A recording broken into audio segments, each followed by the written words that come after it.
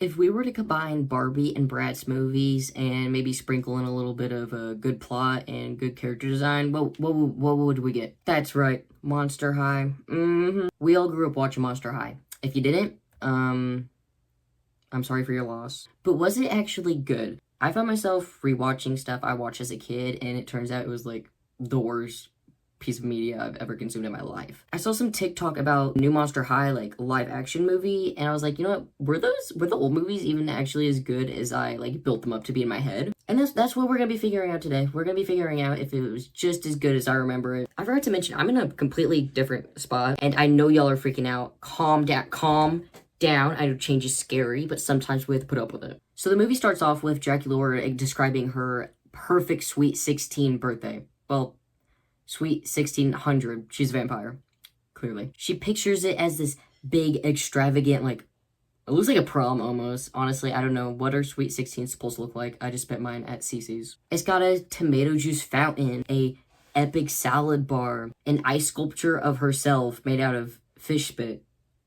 What's not to love? And obviously her boyfriend Claude is there, showing everyone up with those flips. Okay, we see you. So Draculaura describes this whole, like, dream birthday party to Claudine and Cleo, and of course, being the great friends that they are, they're like, we're gonna do you one better. We're gonna make it even better. Your fantasy is our reality.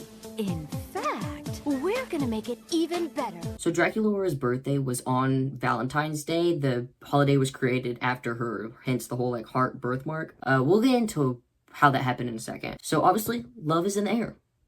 Are we not feeling it? So obviously Claude is looking for the perfect present for his girlfriend because, you know, he's a great boyfriend like that. He wants to put a lot of thought into this. He wants to make sure she loves it. He wants to get this necklace, but it's too much. You know, he's a high school student. How's he gonna afford that? He tries a bunch of different things. He tries to get her a driver's ed book because she's trying to get her driver's permit. It's a study guide for her driver's ed test. You can only take that test twice, or you have to wait another 6 months to get your license. Oh, you shouldn't have. Really? She doesn't quite like that. He also thought about getting her this gold necklace with a gargoyle on it that winks at you. He's trying his best, and that's all that matters. So Claudine and Cleo are, like, stressing, trying to find out what they're gonna do to make this party even better than all of her 1,599 other ones. They have big shoes to fill, obviously. When Toralei approaches her and her little gang, Toralei's asking for her invite, and Cleo's like, you're not coming. You harassed Draculaura on the daily. So they pull out receipts. They pull on frame-by-frame screenshots of everything Toralei has done to harass Draculaura. You're not coming. Give me one good reason why not.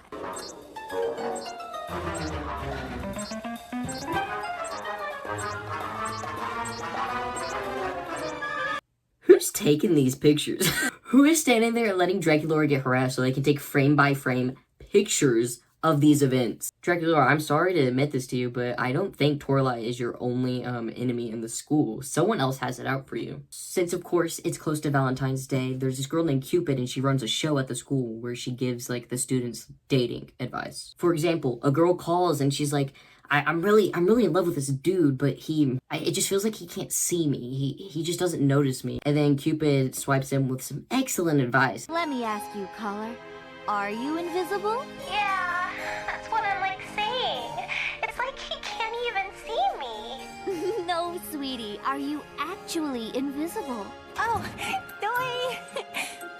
Hang on. Hey. Hey. This girl is calling about her crush in front of her crush. How did he not hear her? But they were standing 5 feet apart. Claude decides to call this Cupid hotline because he's struggling to find a present for Draculaura. And Cupid's advice is to just get her a gift that shows you really listen, which is, I think, what he was doing with the whole driver's ed book. But, you know, what do I know? What do you buy the ghoul that has everything? Oh, I hear you, caller. My advice is not to buy her anything. Find her something personal. Something that says you listen. So he thinks to when Draculaura was struggling getting something out of her locker because she's like 2 feet tall. So he decides to make her a big old stepping ladder. Like, it's huge, bulky. He couldn't have, like, painted it pink or something. No. I think it was sweet. But then Draculaura, like, doesn't even give him a chance to explain. And she's like, you think I'm short? That's what you think of me? You think I'm short? I thought that's what we wanted to be, short and petite. So Draculaura storms off with her group of little friends. Oh, maybe I'm hoping for too much. It's just that Valentine's Day brings back so many memories for me. Back in the day at Draculaura's old school, there was this dude named Valentine. Name sound familiar?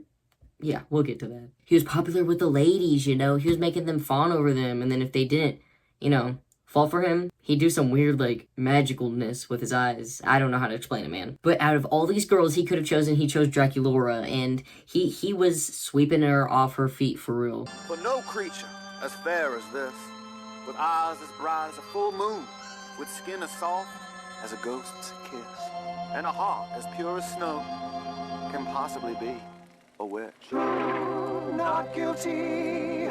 That is so beautiful. You both get A's. Girl, why are we wearing a witch hat? You're a vampire. So, Valentine, he has these 3 clouds that follow him around, and I genuinely can't describe them. I don't know why they're there, I don't know how they got there, and I don't know why they follow him around. They just give some commentary, like me. Valentine, he like takes her on picnics, he writes her letters, he makes his class project a poem about her while she's just sitting up there like posing. But the most romantic part is he made a holiday just for Draculaura, just for little her. And for my birthday, he gave me the greatest gift I've ever received. He created a holiday just for me. Valentine's Day. Yeah, so I didn't like mention this in the video, but they do not clarify how he made a holiday that everyone all of a sudden like followed and was like with at the beginning. How did he do that? Did the clouds do it? And you'll never guess who he named it after. Draculaura? Oh, girl, no. What are you, dumb? Obviously after himself. It was such a great idea on his part. He had to take some credit, man. Yeah, I think we're finding out what kind of person this guy is. If we didn't already by his outfit, but you know, we don't judge. Not to mention this guy is like creepily obsessed with her heart. You have the biggest heart, almost full of love. Tonight, I shall make it mine. He has some weird, like, obsession with hearts. It's freaking weird, man. But, like all good things, it must come to an end. Draculaura and her family had to flee that town because of a misunderstanding with the locals. But that night, my family had to flee due to a misunderstanding with the locals. They do not delve deeper into what she means by that, so I guess we just don't get the context and our minds are just left to wonder. So, do with that what you will. Don't you think it's weird that he made a holiday for you, but named it after himself? Thank you, Claudine. That's literally what I was saying. So she tells this little story. Frankie's like, dang, that's sad. Cleo's like, girl, you knew him for a week. And Draculaura's like, it was supposed to be forever. But like, I'm with Claude now. I need some appreciation to be put on Claude's name. He's great. He's a great boyfriend. I feel like he's being taken for granted. So while that whole narration was going on, Toralei and her little posse were hiding in the stalls and listening to said story. And then Toralei whips out the best impression of Draculaura I've ever seen. Like, girl, you need to get into like theater or something. Do something with that talent of yours. I better go get ready for my driver's test. Won't invite us to the party, huh? Then we'll just have to ruin it. So since Toralei wasn't invited, she's feeling very upset about it. I think her feelings were hurt. She decides to call up Valentine using her Draculaura impression. She's like, hey, you should come transfer to my school. And, you know, we could like... And obviously Valentine being the simp that he is, he's like, he falls off in his chair and everything. He's so dramatic. His mom's yelling at him because he's obviously a loser. Valentine, how may I romance you? Who are you talking to on the phone? Mom, I got it. Jeez. Valentine? Dracula. Oh, sugar. I have been waiting ages to hear your sweet buttery Who tongue. are you talking to Mom, on the telephone? get off the line. You want me to transfer to Monster High? Surely anything for you, darling. You hear me? If you don't clean up all this backwater... Yes, Mom. Tourist first. Hang up. He's like, anything for you, schnookums. So the cloud guy's like, why are you obsessed with this chick? Like, this was like, what, 400 years ago? And you have a picture on your fireplace. Man, come on. Valentine says he's obsessed with her heart. He has like a bunch of broken hearts and like trophy cases with a bunch of girls' pictures. Like, you know, a normal, non-creepy way. And I guess he wants her broken heart. I hope they get more into it because I'm a wee bit confused. While Cleo and Claudine are planning for Dracula's party, they need to look for like a location to throw said party. So they decide the catacombs under Monster High, because, you know, every school has a catacombs underneath it, I guess. They find this heart-shaped door, but it needs a key. So they're like, oh no, where's the key? Coincidentally, 5 seconds later, they look around. Oh my god, there's a key that they missed. There's a skeleton holding the key, but behind the skeleton, there's a whole rack of like prettier looking keys. And you're probably thinking, I can't wait to see what these unlock. I can't wait to see what kind of mischief it will get them into. I can't wait to see what this adds to the plot. Oh, what's that? They literally never show up again? Yeah, they show these keys and it doesn't get mentioned or brought up or shown for the rest of the movie. And I don't even think it's brought up for the rest of the series. So they unlock the door with this key that they found and they stumble across this like pit of green liquid that stink. They look up and see Operetta just chilling out in this locked room in the catacombs underneath the school. Just take some time to herself, I guess. Like, what are you doing down there? What are you up to? So this stinky pit, if you fall into it, you'll stink for like 1,000 years. Y'all nearly fell into the cauldron of eternal body odor. One dip in there, and woo-wee! You'll stink like a polecat for 1,000 years. So, spoiler alert, Toralei ends up falling in this pit, okay? Obviously, she's gonna stink for the next 1,000 years, right? So every movie that was like published after this, I would just like you to know that Toralei canonically smells bad. I would like all of us to keep that in mind going forward, okay? So Claude is showing the group of friends like what he decided to get Dracula for her birthday. It's a box of junk. Does the junk have meaning? I guess we'll see later. But he gets interrupted from them putting him on blast because they don't like the gift. Box of junk, how thoughtful. Yeah, you can't give her a bunch of stuff that you dug up from the backyard. It's not a box of junk. It's... Because guess who's here? Any guesses? Anybody? Are y'all gonna answer or not? It's Valentine. We cut over to Draculaura taking her driver's test. The person that's testing her really wants to fail someone, and he's like really excited about it. All right, no mistakes. But I was looking forward to failing somebody. Just parallel park, and you survive your driver's test. Mess up, and it's off with your grade. She obviously fails because she sees Valentine, and she's like, ooh, wee mama. So Valentine's walking down the hall, okay? I guess he's adjusting to the new school life. And Toralei pops out of nowhere, per usual. I don't know, does she have something she needs to be doing right now? Shouldn't she be like studying? Does she not have things she needs to get done? Why are we always popping around causing trouble? So she's basically like, yeah, I know that you're trying to steal Draculaura's heart or whatever. I'm Valentine. Valentine, yes, I know all about you. I see my reputation precedes me. And I know you're here for Draculaura's heart. Hush now.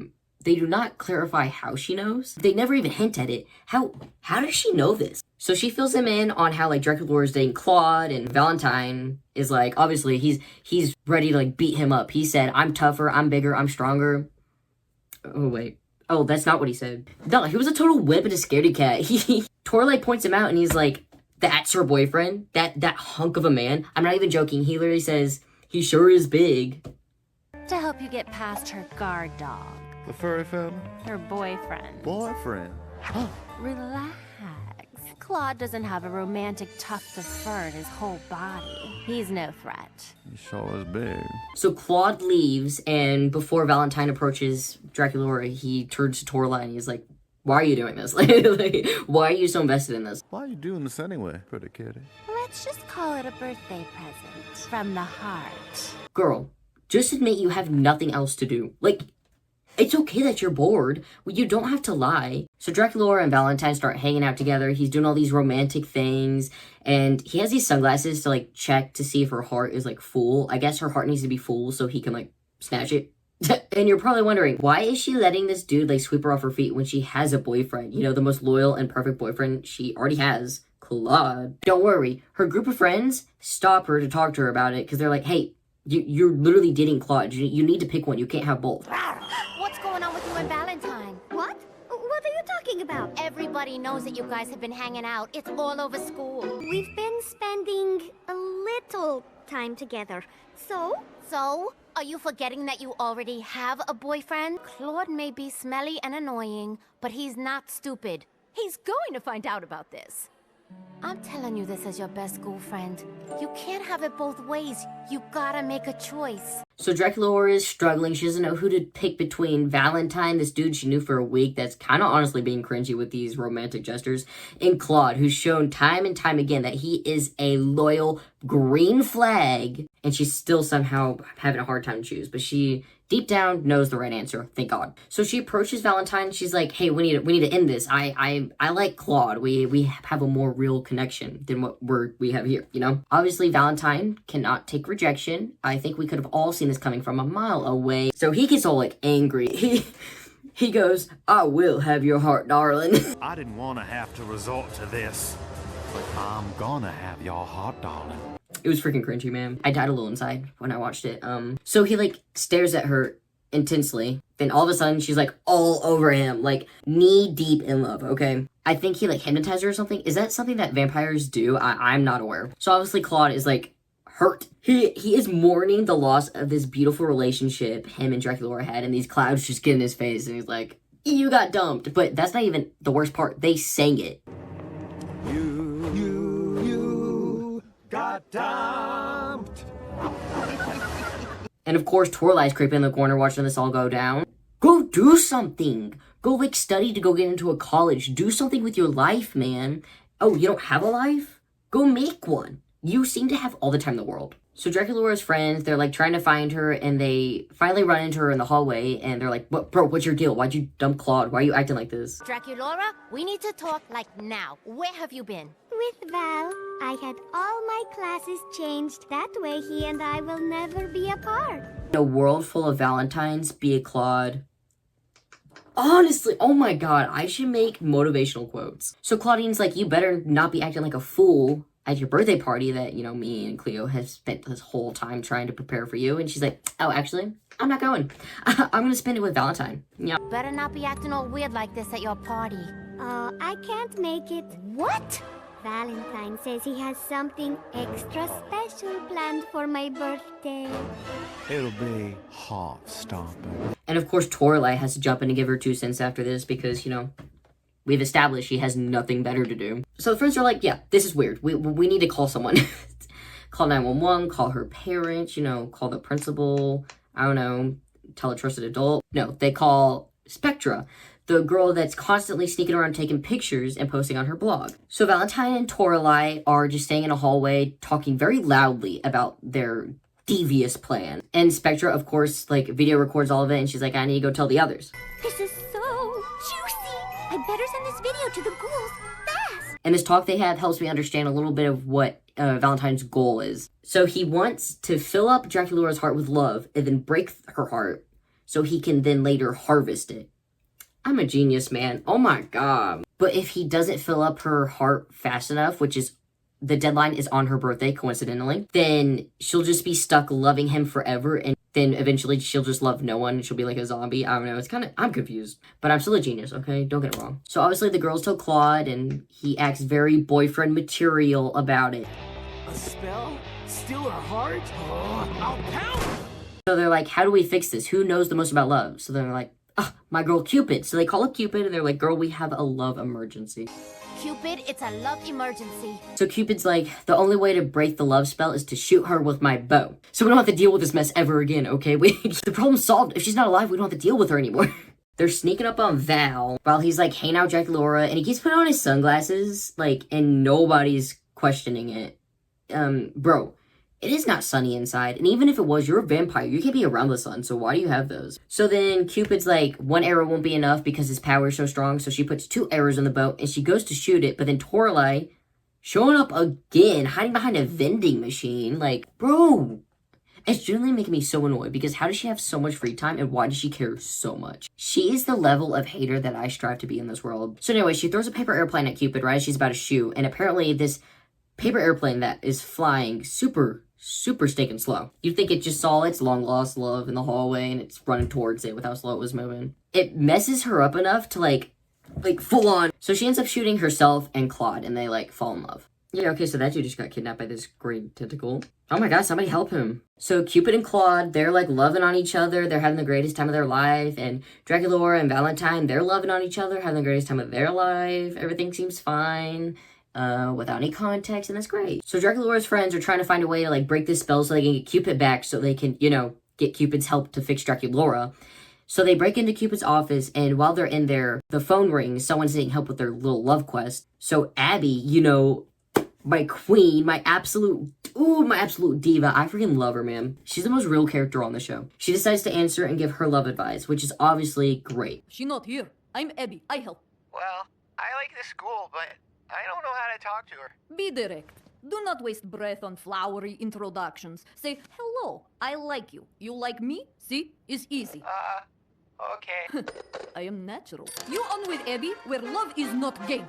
Go. So a little later on, Claudine is like talking to the group of friends, like talking about how nasty Claude's being with Cupid, obviously. And that's when it hits Frankie. She thinks if Claude were to give Draculaura this box of junk, which is like, I guess, a bunch of different memorabilia from how they like met and fell in love, then it'd break the spell or something, you know, true love and all that. But Frankie says the only way for this plan to work is we need to get everyone in the same room together at the same time. But how? A party. We're back, baby. Is no one gonna talk about that? Okay, listen, this is supposed to be a kid's movie. So the party's on.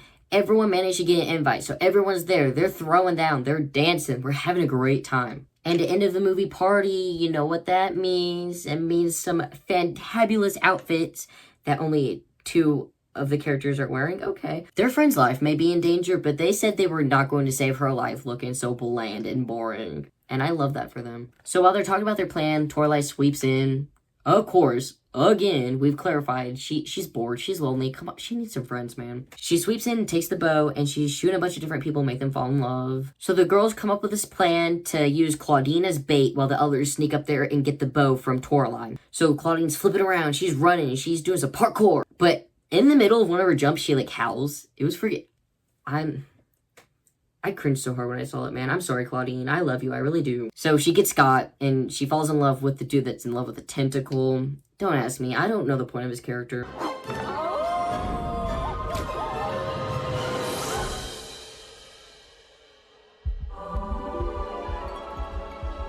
During all this romantic chaos, Frankie sweeps in, takes the bow, she breaks it, and all the spells are broken. I mean, besides Valentine's. That's a whole different story. I mean, of course. He's gotta be difficult. So Frankie walks up to Claude and she's like, hurry, give her this box of junk. Meow. And he's like, I thought y'all said she would hate it. And she's like, she's under a spell. She won't care. No time to explain. Claude, you gotta give this to Draculaura. Hurry. Are you sure? You guys said she'd hate it. Trust me. So Claude tries to give Draculaura the present, and Valentine's like, ew, no, get away. And so Claude tries to fight him, and he's like, no. And he shoots a bunch of stinky bats at him and makes him stick to a wall. And he's like, Draculaura, look in the box for me. So she looks in the box, and you guessed it, the power of true love breaks the spell, and she's back to her good old Draculaura self. Draculaura, look in the box.